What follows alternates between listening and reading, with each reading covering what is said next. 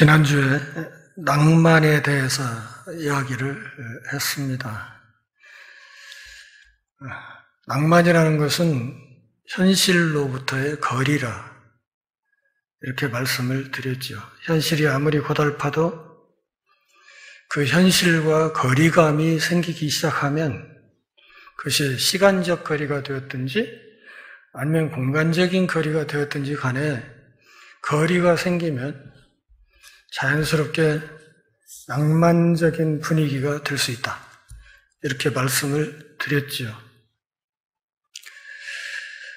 저더러 지금 다시 옛날 근무했던 그 부대로 가서 군대 생활을 하라 하면 차라리 죽으면 죽었지 다시 가서 할 생각은 없습니다. 그런데도 사람들 앞에서 가끔씩 그 시절에 고단했던 이야기들을 한 번씩 할 때가 있습니다. 왜 그럴까요? 그때 그 시절로부터 시간적으로 거리가 생겼고 또 공간적으로도 거리가 생겼기 때문입니다. 그렇기 때문에 그 고달팠던 시절의 이야기를 그냥 다소 낭만적인 분위기 속에서 사람들에게 나 군대 생활 때 이러이러했노라고 이러이러한 어려움들도 있었노라고 이렇게 이야기를 할 수 있는 것입니다. 사람이 극단적인 고통을 겪게 되면 아주 쉽게 삶 자체를 부정해버리고 싶은 그런 충동에 빠져들게 됩니다. 그리고 그 삶을 부정하고 그 삶을 온전히 끝내버림으로써 당장의 그 고통과 아픔으로부터 떠나고 싶은 그런 욕망이 모든 사람들에게 다 있습니다. 그래서 지난주에도 말씀을 드렸듯이 욥기 3장 3절에서 자신이 태어나던 그 순간, 그 시간을 저주하고 조금 이따 다루겠지만 10절에 있는 것처럼 자기가 태어나게 되었던 그 공간을 저주함으로써 3차원의 존재인 인간이 존재하는 가장 기본적인 두 개의 축, 시간과 공간을 저주함으로써 자신의 삶 자체를 원천적으로 없었으면 하는 생각을 갖고 있는 것입니다. 7절을 보시면 그 밤에 자식을 베지 못하였더라면 그 밤에 즐거운 소리가 나지 않았더라면 이렇게 말합니다. 새 생명이 만들어진다는 것, 또 새 생명이 태어난다는 것, 이것은 성경 전체에서 언제나 어둠의 패배를 나타내는 것으로 많이 이야기가 됩니다. 생육하고 번성하여라. 하나님이 그렇게 말씀하신 것은 생명으로 죽음을 이겨나가라 하는 그런 뜻과 다르지 않습니다. 그런데 한 생명이 태어나게 되었다 하는 이 즐거운 소식, 이 소식 이것이 들리지 않았었더라면 얼마나 좋았을까? 그런 소식이 들리지 않았다고 하면 내가 이 땅에 태어나지 않았을 것이 아닌가? 이렇게 말합니다. 8절 같이 읽어볼까요? 나를 저주하는 자들, 곧 리워야단을 격동시키기에 익숙한 자들이 그 밤을 저주하였더라면. 성경을 읽다가 이런 낱말이 나오면 갑자기 읽기가 싫어져 버리죠. 리워야단이 뭐야 이거? 전주이신가? 리워야단.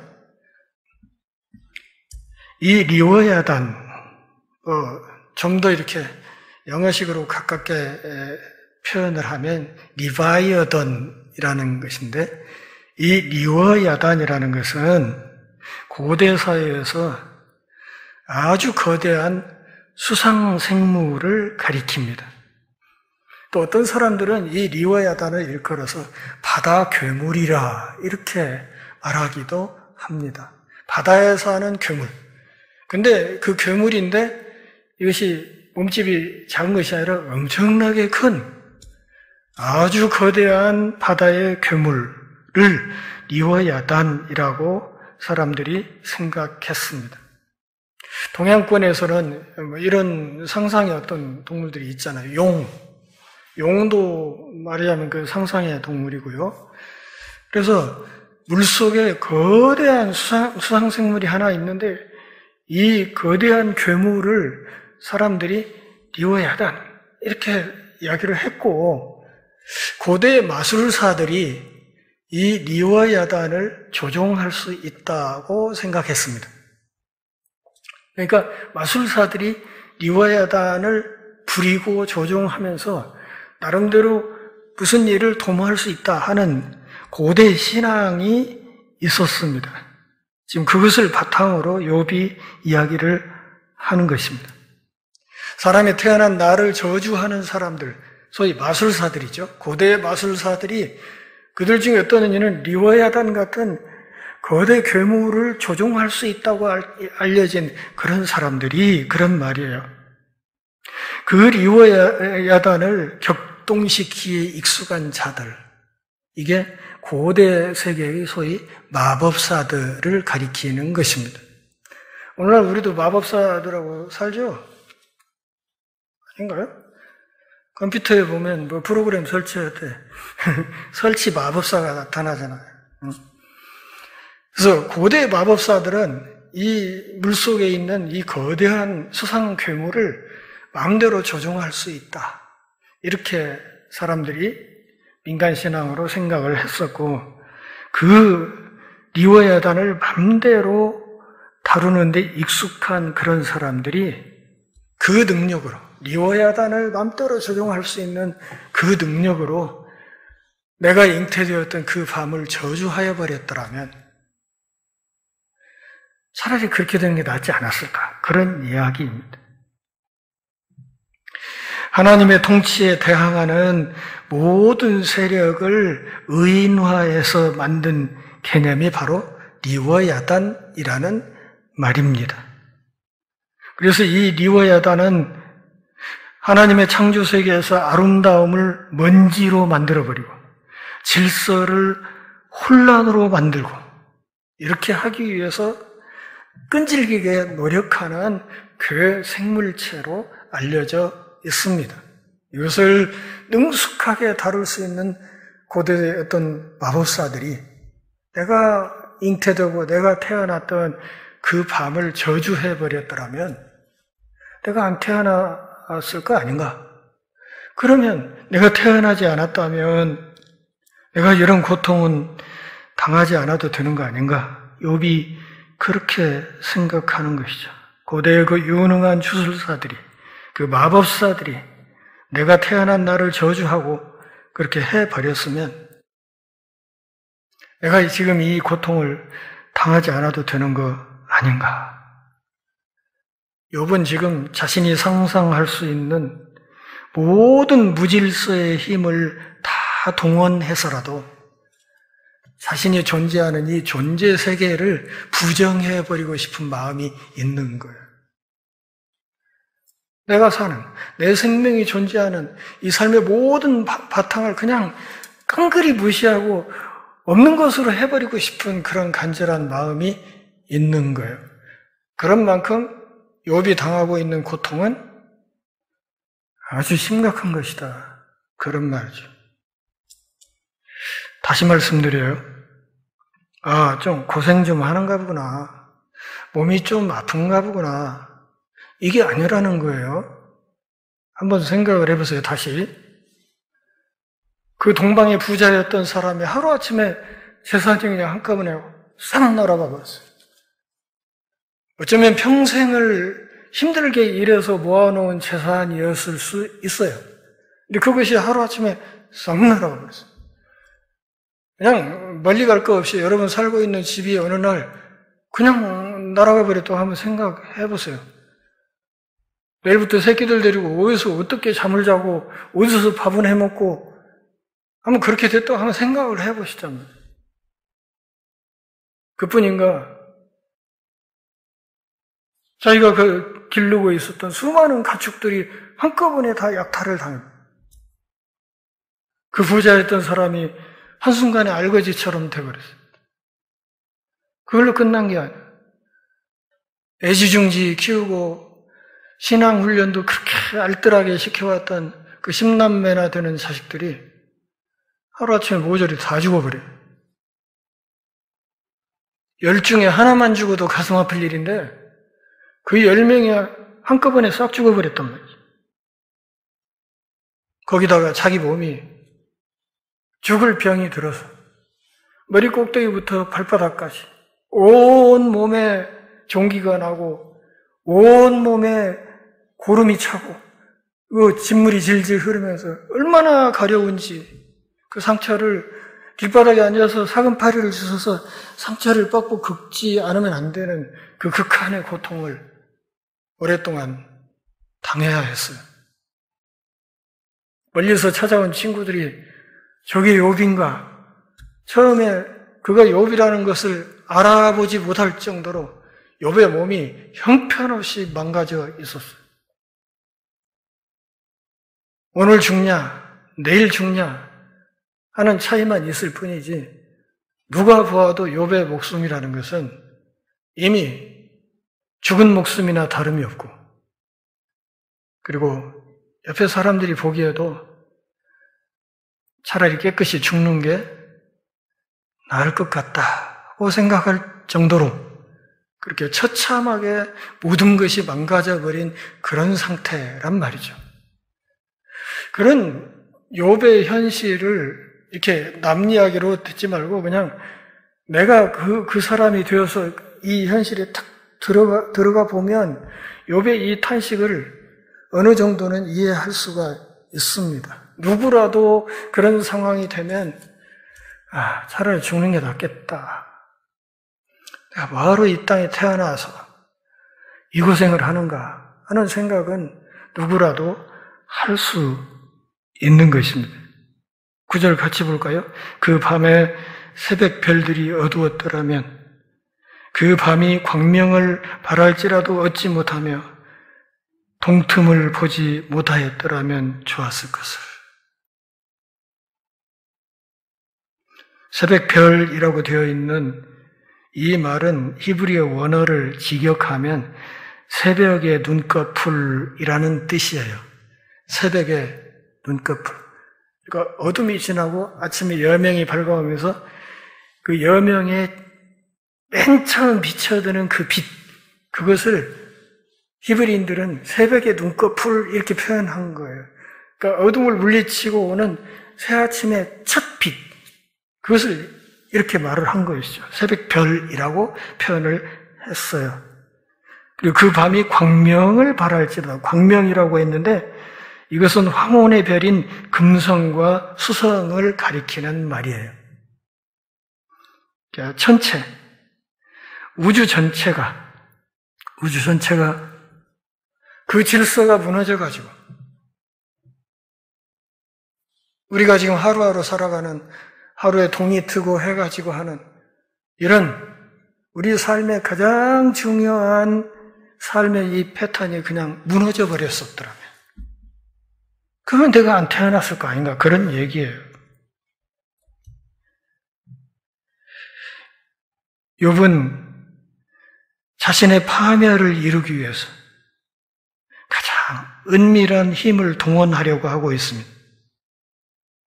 성경은 어둠을 이기는 것이 빛이라고 끊임없이 이야기하는데 그는 지금 빛을 이기는 어두움을 꿈꾸고 있습니다. 빛 아래 서면 더 괴로운 거죠.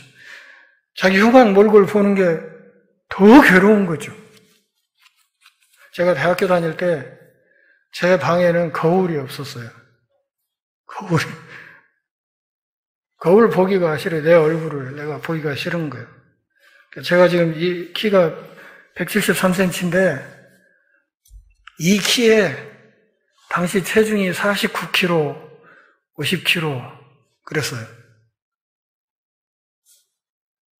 그냥 못 먹고 몸이 자주 아프고 막 이러니까 그냥 이틀, 3일 간격으로 막 초기 폐렴처럼 계속 앓고 이러니까 이 사람 꼴이 아니야. 동기생들이 저한테 늘 하는 얘기가 이광우 그러지 말고 빨리 가서 어디 병원에 가서 뭐 알아봐 뭐 이럴 정도로. 근데 거울을 보면 막 몸이 거의 해골 형상이 그대로 있어가지고 그냥 내 얼굴을 내가 보기가 싫은 거예요. 근데 그때 그 시절에 비하면 지금은 용되었죠. 어? 지금 참 사람이 됐죠. 근데 그때는 그랬어요. 이 키에 49kg, 50kg 상상이 되세요? 제 경험으로도 그랬습니다. 그러니까 빛 가운데 나가는 게 두려울 정도로 몸이 망가지면 그렇더라 그 말이에요. 빛을 싫어하고 오히려 어두움을 더 좋아하는 그런 마음이 들 수도 있다는 거예요. 제 경험으로 미루어도 욥의 이 말은 이해가 돼요. 생명의 근원이 되는 빛, 그것조차도 저주처럼 느껴지는 것이죠. 그래서 그 빛을 이기는 어두움을 오히려 사모하고 있어요. 만일 여기 9절에 있는 욥의 저주가 유효하다고 한다면 이 지구촌은 밤이 끊임없이 이어질 것이고 어두움이 지배할 것이고 그리고 빛은 없는 그런 세상, 다시 말하면 사망과 죽음의 세상이 되고 말 것입니다. 너무 괴로우니까 차라리 그런 세상이 됐으면 빛을 저주하는 그런 마음을 갖게 된 것입니다. 10절 같이 보죠. 이는 내 모태의 문을 닫지 아니하여 내 눈으로 환난을 보게 하였음이로구나.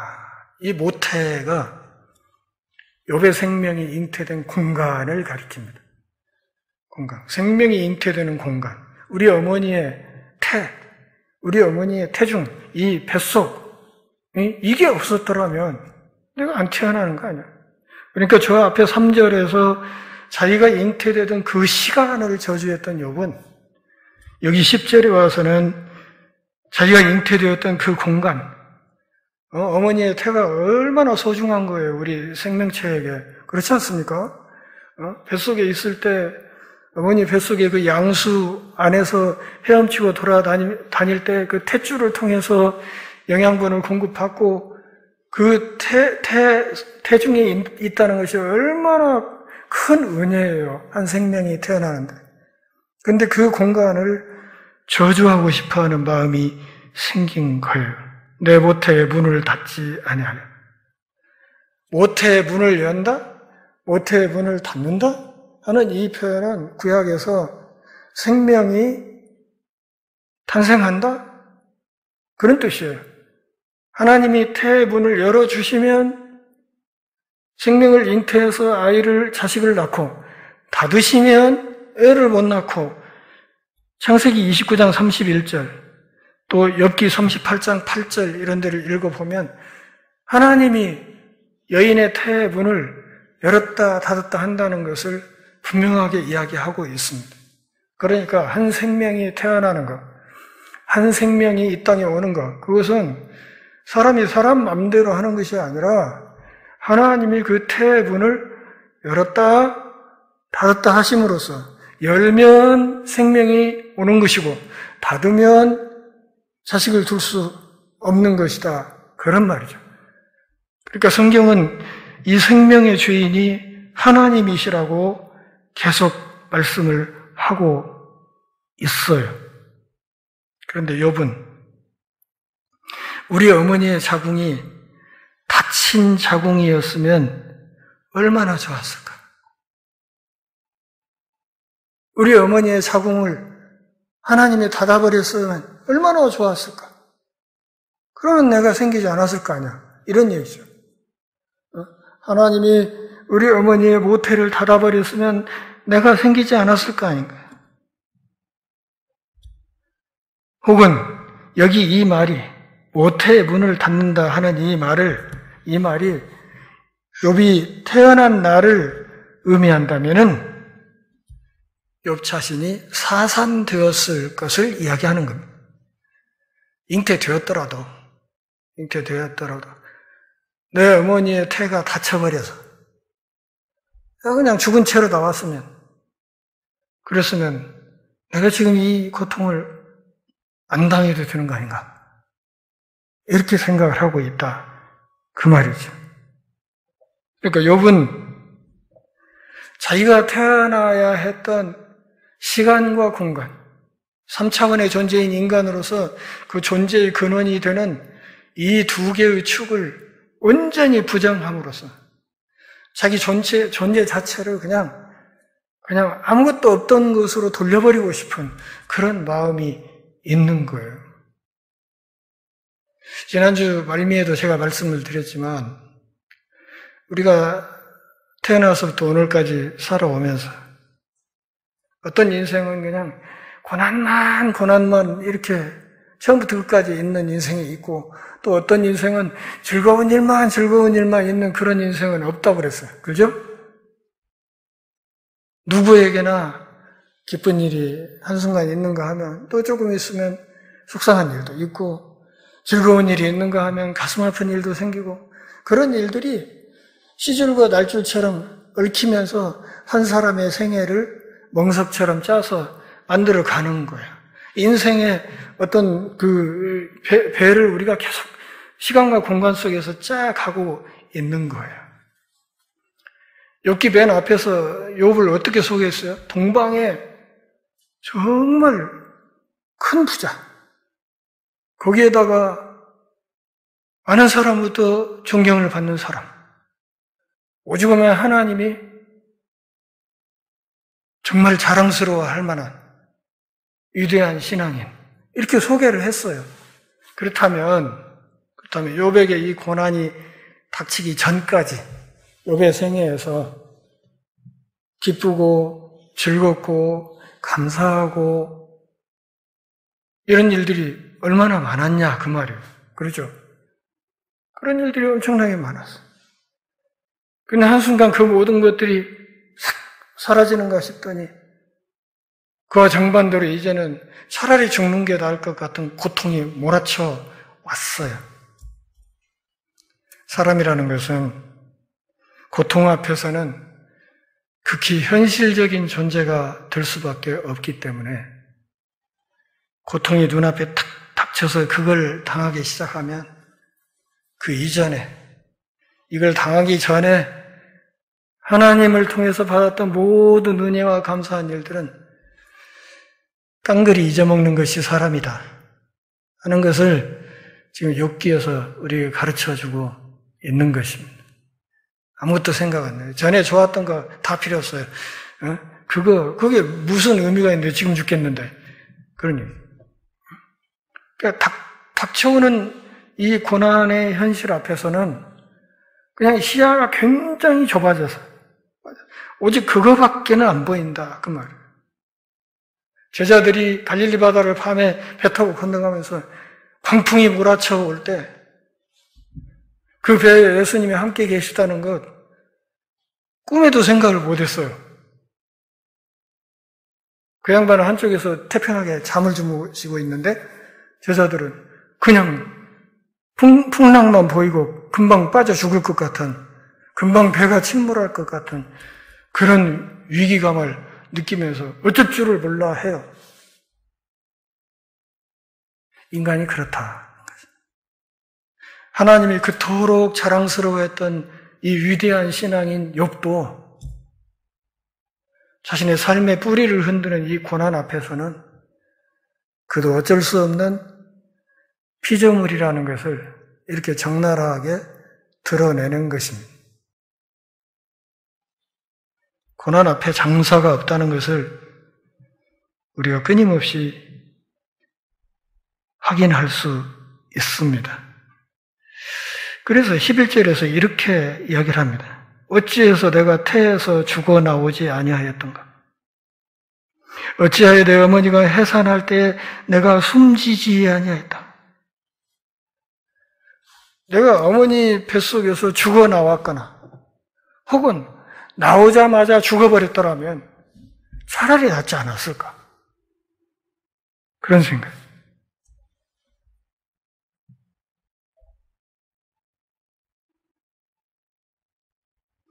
어머니 뱃속이라는 아주 따뜻하고 편안한 환경을 떠나 빛의 세계로 들어왔고 그에게 몰아닥친 이 고난의 쓰나미를 경험하는 이 상황에서 그는 차라리 어머니가 나를 낳을 때 죽은 자식으로 낳아줬으면 얼마나 좋았을까? 산 자식으로 낳더라도 낳자마자 내가 죽어버렸더라면 얼마나 더 좋았을까? 이런 탄식을 하고 있는 것입니다. 우리가 어머니의 모태에서 잉태가 되었다가 10달 있다가 자궁을 떠나서 이렇게 이 세상으로 나옵니다. 나오면 어떻게 해요? 자궁에서 나와가지고 성장합니다. 부모님이 젖을 먹이고 밥을 먹이고 기저귀 갈아 끼우고 먹이고 입히고 업고 어르고 이렇게 해서 성장합니다. 그래서 좀 있으면 앉고 일어서고 걷고 뛰고 학교에 다니면서 교육도 받습니다. 남자 같으면 군대도 갔다 오고 결혼을 하고 자식을 낳고 또 자식을 키우고 그 자식이 태어나는 것도 보고 그러다가 때가 되면 무덤으로 들어갑니다. 그러니까 어머니 자궁으로부터 나와서 이 무덤에 이르기까지 중간에 거쳐야 될 인생의 단계들이 제가 방금 말씀드린 대로 한두 개가 아니죠. 그러죠? 여러 단계를 거친 끝에 무덤이라는 곳으로 이르게 되는 거예요. 근데 욥은 지금 무슨 생각을 하고 있냐면 이 중간 단계 싹 빼버리고 그냥 어머니 모태에서 나오자마자 내가 무덤으로 직행해버렸으면 얼마나 좋았을까? 이런 얘기를 하는 거예요. 그러니까 삶 자체를 완전히 부정해버리는 그런 생각을 갖고 있는 거예요. 내가 이제껏 그 뼈 빠지게 벌어서 돈 모았던 거 그게 뭔 소용이야? 자식들 키웠던 거 그게 뭐야? 내가 하나님을 열심히 섬기고 경배하는 삶을 살았던 그게 무슨 의미가 있어? 한때 건강하게 내가 살았지만 그 건강했던 과거가 도대체 나에게 무슨 의미가 있어? 지금 오직 내가 바라는 것은 하나도 죽음, 둘도 죽음. 그냥 죽는 게 나을 것 같은 생각밖에는 없는 이런 생각을 하고 있는 거예요. 내가 어쩌다 잉태되어서 태어났다고 하더라도 태어나는 그 순간 그 어머니의 모태로부터 무덤으로 직행해버렸으면 얼마나 좋았을까? 그러면 이 무지막지한 고통을 내가 겪지 않아도 되는 거 아닌가? 이런 생각을 하고 있는 거예요.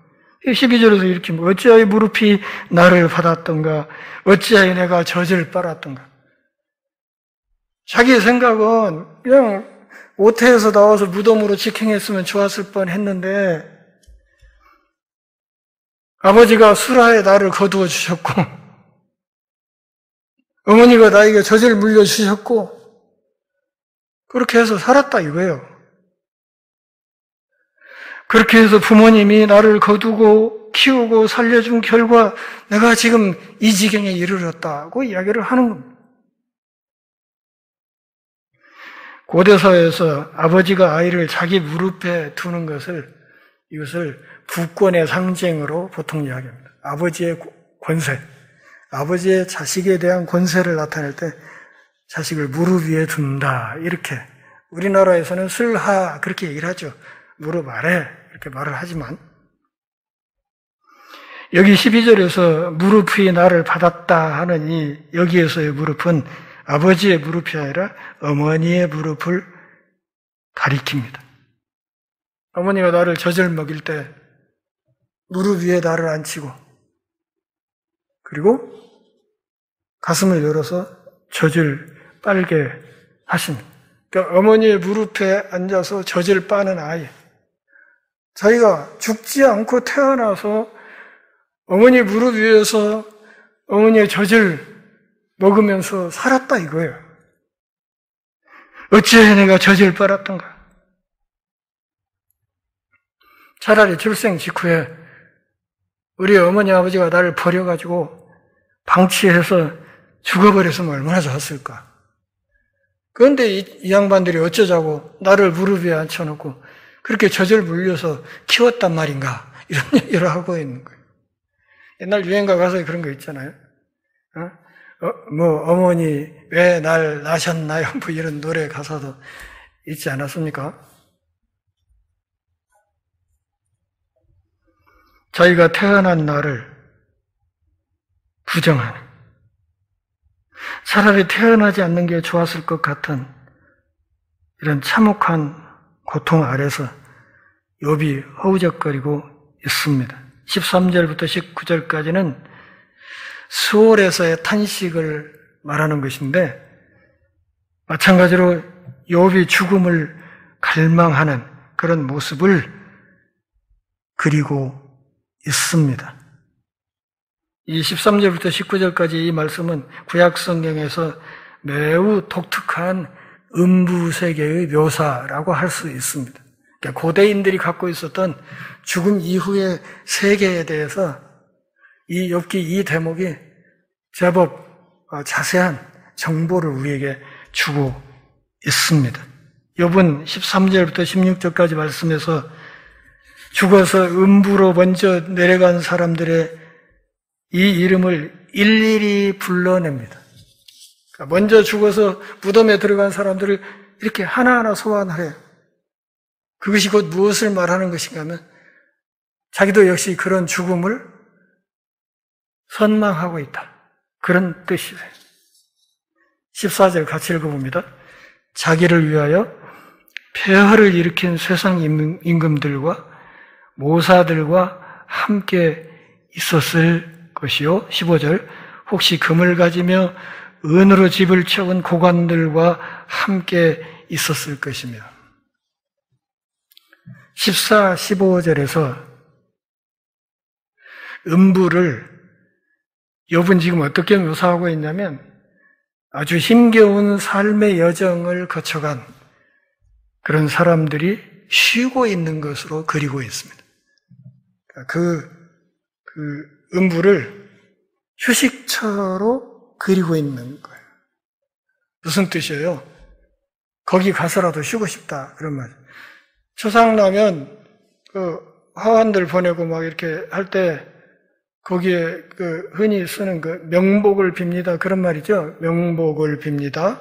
근데 기독교인들은 가난한 그런 얘기를 좀 안 쓰는 게 좋아요. 명복이라는 것은 이 기독교 신앙이 들어오기 전에 우리 고대 민간 신앙에서 사람들이 갖고 있었던 소위 죽어서 가는 저승, 그 저승에서 받는 복을 일컬어서 명복 그렇게 얘기를 해요. 저승에서 받는 복. 그러니까 기독교 신앙하고는 거리가 있는 표현이에요. 그래서 저승에서라도 복받게 해주십시오 하는 말이 명복을 빕니다. 그런 말이거든요. 그래서 지금 무덤을 이 땅의 힘겨운 삶의 여정을 거쳐갔던 모든 사람들의 휴식처로 그리고 있습니다. 세상 임금들 그리고 현자들, 그러니까 굉장히 지혜가 있었던 사람들. 요즘으로 말하면 뭐 학자들이라고 얘기를 할 수 있겠죠. 학자들, 뭐 박사학위 소지자들 이런 사람들. 그런 사람들은 안 죽습니까? 임금은 안 죽습니까? 임금도 죽습니다. 뛰어난 학식을 가진 사람들도 때가 되면 다 죽습니다. 그런데 욥은 지금 14절 앞부분에서 아주 의미 있는 이야기를 하나 해요. 그게 뭐예요? 자기를 위하여 폐허를 일으켰다. 그러니까 세상의 임금들과 수많은 학식 있는 현자들이 살아가는 궁극 목적이 무엇이다? 자기 일을 위해서, 자기 이름을 위해서, 자기 영광을 위해서 그렇게 모든 것을 쌓아 그리고 모아 이렇게 살아간다 이 말이죠. 결국은 그 모든 수많은 위대한 왕들이, 위대한 현자들이 쌓아놨던 그 모든 인생의 업적들이 세월이 흐른 뒤에 보면 그게 다 뭐에 지나잖아요? 폐허에 지나지 않더라. 다 때가 되면 그 모든 것들이 다 무너져서 폐허가 되고 말더라 하는 역사의 준엄한 사실을 지금 욥이 지적하고 있는 거예요. 사람들이 죽으라고 뭔가를 일구고 만들고 쌓고 그냥 밤잠을 못 자고 공부하고 해서 해놓은 세상에 그 빛나는 지식 이런 그 모든 것들이 결국은 세월이 흐르고 나서 보면 그것이 다 폐허에 지나지 않더라. 지금 그 얘기를 하는 거예요. 이것은 욥의 자기 고백이기도 해요. 내가 그렇게 모아두었던 거, 내가 그렇게 쌓아두었던 거, 내 그 눈에 넣어도 아깝지 않던 자식들, 하나님을 향한 그 경배의 마음, 한때 참으로 빛나던 나의 건강, 이 모든 것들이 이제 와서 보니까 그냥 한낱 폐허나 다름없는 그런 것이 됐다 이거예요. 세상의 임금들, 권력을 손에 쥐고 그 힘을 발휘했던 사람들, 뛰어난 지성을 갖춘 현자들, 이런 사람들도 때가 되면 다 폐허로 들어간다. 15절에서는 혹시 금을 가지며 은으로 집을 채운 고관들과 함께 왕과 현자가 아니라도 그 밖에 세상에서 나름대로의 권세를 가지고 살았던 고관 대작들도 죽고 나면 어떻게 해요? 무덤 속에 금부치도 넣어주고 은부치도 넣어주고 뭣도 넣어주고 이집트의 피라미드 보면 알 수 있잖아요. 그 속에 사후 세계에서 그 사람이 살아가는데 필요하다고 생각될 만한 좋은 것들은 몽땅 때려서 같이 넣어놨잖아요. 그렇죠? 금도 넣어주고 은도 넣어주고 뭣도 넣어주고 해서 그 발굴해보면 그냥 그 안에 엄청난 보화가 많이 나오지 않습니까? 금이나 은으로 가득 채운 그런 무덤, 그래봤자 무덤이죠. 그렇지 않습니까? 아무리 금은으로 가득 채워놨어도 무덤은 무덤이에요. 죽은 뒤에 피라미드 같은 그 엄청난 무덤을 차지하게 된 그런 사람들, 그 사람들도 결국은 다 죽음의 길로 간 것이다. 16절 또는 낙태되어 땅에 묻힌 아이처럼 나는 존재하지 않았겠고 빛을 보지 못한 아이들 같았을 것이라. 그 음부의 세계에서의 행복이라는 것이 무엇일까? 딱 한 가지 행복이 있는데 그것은 고통이 없다. 고통을 못 느낀다 하는 것이다. 시신은 고통을 못 느낀다. 그런 말. 죽어버리고 나면 그 육체는 더 이상 고통을 느끼지 못한다. 그래서 내가 당장 죽어서 무덤에 들어가면 이미 앞서 세상에서 세상을 쥐락펴락하고 살았던 그 빛나는 사람들과 내가 거기에 함께 누울 것이고 그 모든 사람들이 다 함께 누워있는 그 무덤 속은 그래도 고통이 없이 평안할 거 아닌가. 이런 생각을 지금 욥이 하고 있는 것입니다. 어떤 사람들이 자살을 해요? 죽으면 다 끝난다고 생각하는 사람. 죽으면 모든 것이 끝난다. 이 고통도 끝나고 외로움도 끝나고 고독도 끝나고 모든 것이 다 끝나버릴 수 있다고 생각하는 사람들이 죽습니다. 어떤 의미에서는 그러니까 자살도 자기 행복을 위해서 하는 거예요. 정신과 의사 말을 들으니까 사람이 뭐 자살을 하는 게 아니라 자살을 시도했다가 실수로 죽은 거라고 그렇게 얘기를 하더군요. 자살에 성공했다기보다는 그냥 자살 한번 해보려고 하다가 그냥 실수해서 그냥 죽어버린 거라고 그렇게 얘기를 하더라고요. 나름대로 일리가 있는 지적이라고 생각이 됐습니다. 욥은 지금 14절부터 26절까지에 걸쳐서 인생의 애가 인생 자체를 슬픔의 노래로 이렇게 장식을 해 나갑니다. 인생은 너무 괴롭고 슬픈 것이다. 그러니 차라리 무덤으로 들어가는 것이, 무덤 속이 차라리 평화롭지 않겠는가? 무덤 속에 누워있는 것이 차라리 편하지 않겠는가? 거기 가면 옛날에 세상을 쥐락펴락했던 빛나는 사람들도 함께 누워있을 것인데 적어도 그 세계에는 지금 내가 여기서 겪고 느끼는 이 참혹한 고통은 없는 것 아닌가? 이런 생각을 하고 있는 것입니다.